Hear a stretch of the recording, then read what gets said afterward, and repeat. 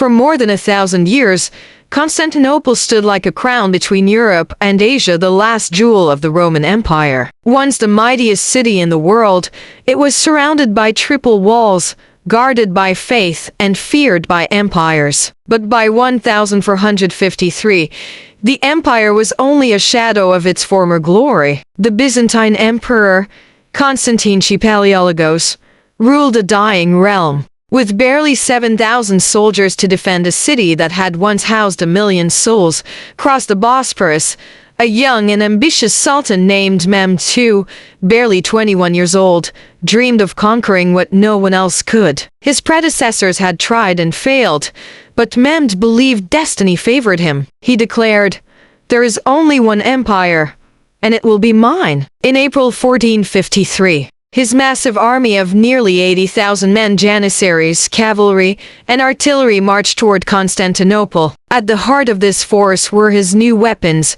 massive cannons forged by the Hungarian engineer Orban. One of them, the Great Turkish bomb, could fire stone balls weighing half a ton, capable of shaking the earth itself. As the Ottoman army encircled the walls, the city's people prayed in Hagia Sophia, the grand cathedral that had stood since Justinian's time. Emperor Constantine swore to fight until his last breath. He sent pleas for help to the west, to the Pope, to Venice, to Genoa, but Europe, divided and weary of crusades, answered only with silence. The siege began on April 6, 1453. The cannons roared, day and night, hammering the Theodosian walls. Yet the ancient defenses held longer than anyone expected.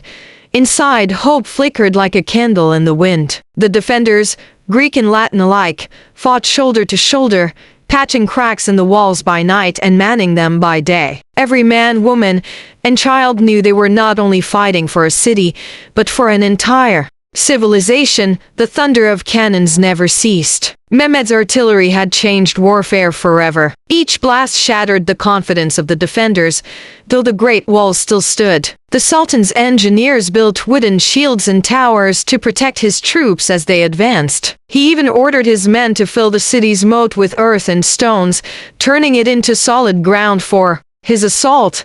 The Byzantines fought back fiercely. From the ramparts, Greek fire, a deadly mixture that burned even on water, was hurled at attackers. The Venetian commander Giovanni Giustiniani, a skilled soldier from Genoa, became the heart of the defense. His courage inspired the men, and Emperor Constantine trusted him deeply. Mehmed soon faced a major obstacle: the Golden Horn, the deep harbor north of the city, blocked by a massive iron chain. Behind it, Byzantine ships and a handful of allied vessels were safe from attack. Mehmed, unwilling to waste time, came up with an audacious plan. In a move that stunned the defenders, he ordered his men to drag 70 ships over land, across wooden planks greased with animal fat, from the Bosporus to the Golden Horn. Overnight, Ottoman ships appeared behind the chain where they were never supposed to be. Panic swept through the city. The defenders were now surrounded by land and sea. Still, Emperor Constantine refused to surrender. Mehmed offered him terms: surrender and live, or resist and die. The emperor's reply was simple: to surrender the city is not mine to give. God entrusted me this city, and I shall die defending it. By May, the walls were crumbling, the people starving, and hope fading. But Constantinople still stood, defiant against the storm. As May drew to an end, Mehmed prepared for one last, decisive attack. His scouts reported that the walls, though scarred, were still standing. The Sultan ordered 3 days of relentless bombardment. The ground trembled, dust and stone filled the air. Then, on May 29, 1453, before dawn, the great assault began. Drums thundered, horns blared, and waves of soldiers surged toward the walls. The first ranks, poorly armed irregulars, were meant to exhaust the defenders. Many died within minutes, but their sacrifice allowed the elite janissaries to move forward. Arrows darkened the sky. Giustiniani, defending the Mezzoticchione section, was gravely wounded. As his men carried him away, morale collapsed. The defenders wavered, gaps opened, and the Ottomans poured in. Emperor Constantine threw off his imperial regalia, shouting, "The city is lost.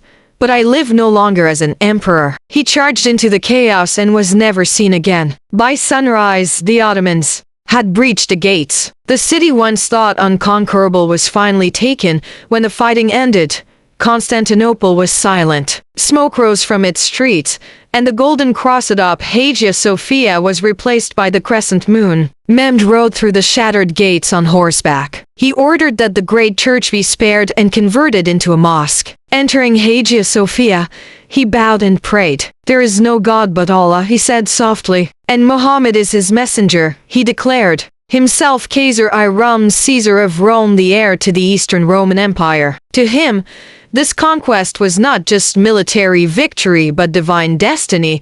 The survivors were gathered, and the Sultan ordered an end to the looting. Those who had fled to Hagia Sophia as refugees were spared and later released. Mehmed began rebuilding immediately. He invited Greeks, Jews, Armenians, and Muslims to repopulate the city, determined to make it the new heart of his empire.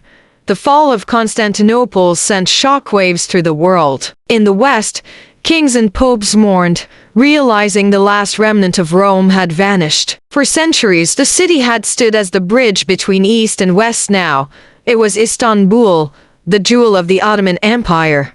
Trade routes shifted. Scholars fled to Italy carrying ancient manuscripts, and their knowledge helped ignite the Renaissance. The Ottomans, meanwhile, continued to expand across 3 continents, ruling for more than 400 years. But beyond empire and conquest, the fall of Constantinople marked the end of one world and the birth of another. The medieval age had died beneath its walls, and a new age, forged by gunpowder, ambition, and destiny, had begun.